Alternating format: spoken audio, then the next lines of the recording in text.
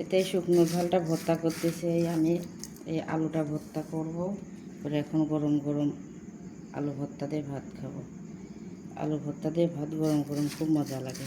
আমার তো এই শুকনো ঝাল ভর্তা করতে যেয়ে মনে হচ্ছে শুকনো ঝাল দিয়েই ভাত খাই। এই শুকনো ঝালের ভর্তার ভাত কিন্তু খুব স্বাদ লাগে।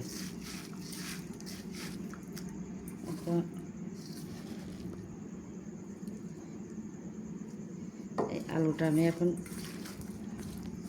ভর্তা করব, এটা দিয়ে এখন ভাত খাবো। খুব গরম, হাত পুরাই ভর্তা করতেছি।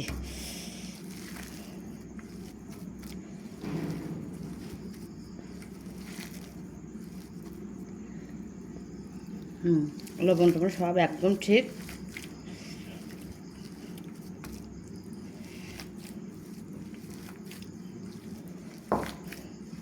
ভর্তা হয়ে গেছে, এখন এই ভর্তাটা দিয়ে আমি ভাত খাবো।